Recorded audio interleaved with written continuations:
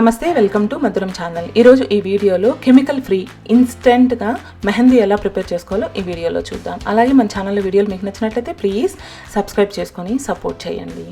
దీనికోసం మనము coffee powder 2 table స్పూన్లు తీసుకోవాలి. ఇది ఫిల్టర్ కాఫీకి యూజ్ చేస్తాం కదా, ఆ కాఫీ పౌడర్ని తీసుకోవాలి, ఇన్స్టెంట్ కాదు. అలాగే 2 టేబుల్ స్పూన్ల పంచదారను కూడా తీసుకోవాలి.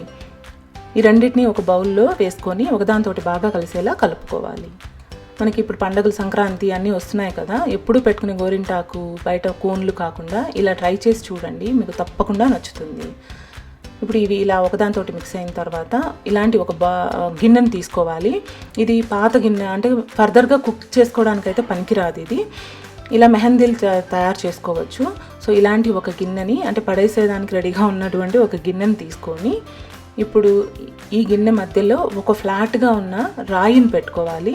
ఇది ఎందుకంటే మనము దీని మీద ఒక చిన్న గిన్నె పెట్టుకొని ఆవిరి నీళ్ళంతా అందులో పడేలా చేసుకుంటాం అనమాట. అందుకోసం ఈ రాయిని పెట్టుకోవాలి. ఇప్పుడు మనం ముందుగా రెడీ చేసుకున్న మిక్చర్ ఉంది కదా, ఇప్పుడు రాయి చుట్టూతా వేసుకోవాలి.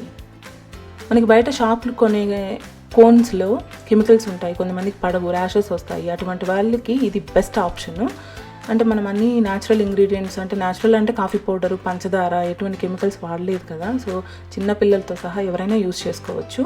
ఇలా రాయి చుట్టూతా వేసుకున్న తర్వాత లోపల ఒక చిన్న బౌల్ని, ఈ సైజ్ బౌల్ని ఉంచుకోవాలి. మనకి ఆవిరికి వచ్చే నీళ్ళన్నీ ఈ బౌల్లో పడతాయి.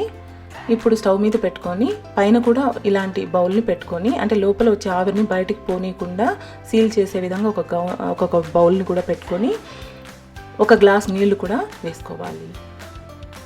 ఇందులో దీన్ని మీడియం నుంచి లో ఫ్లేమ్లో బాగా బాయిల్ కానివ్వాలి. ఇలా నీళ్లు బాయిల్ అవుతున్నప్పుడు లోపల ఆవిరి ఫామ్ అయ్యి ఆ ఆవిరి నీళ్ళన్నీ కూడా ఆ చిన్న బౌల్లో పడతాయి. చూడండి ఎలా ఉందో. ఈ మొత్తం తయారు చేసేదానికి 15 నిమిషాలు టైం పడుతుంది. పైన నీళ్ళ క్వాంటిటీ తగ్గి లోపల మనకి కాఫీ పౌడర్ అది అయిపోయింది అని అనిపించినప్పుడు స్టవ్ ఆఫ్ చేసుకొని ఇప్పుడు లోపల పెట్టిన చిన్న గిన్నెని బయటకు తీసేసుకుందాం.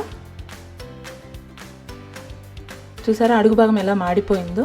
దీంట్లో వెనిగర్, కొంచెం బేకింగ్ సోడా వేసుకొని 2 రోజుల పాటు నానబెట్టుకొని క్లీన్ చేసి పెట్టుకుంటే మళ్ళీ ఈ విధంగా మెహందీ చేసుకోవడానికి ఈ గిన్నెని యూజ్ చేసుకోవచ్చు.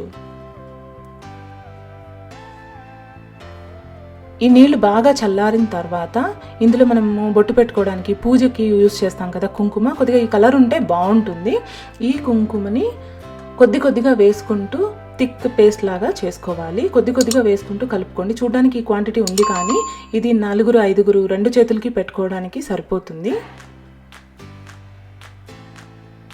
చూసారు కదా, ఈ కన్సిస్టెన్సీలో మనము ఈ మెహందీని రెడీ చేసి పెట్టుకోవాలి. ఇప్పుడు ఇయర్ బడ్ని తీసుకొని మీకు నచ్చిన విధంగా డిజైన్ వేసుకోవాలి. టూత్ పిక్తో కూడా వేసుకోవచ్చు.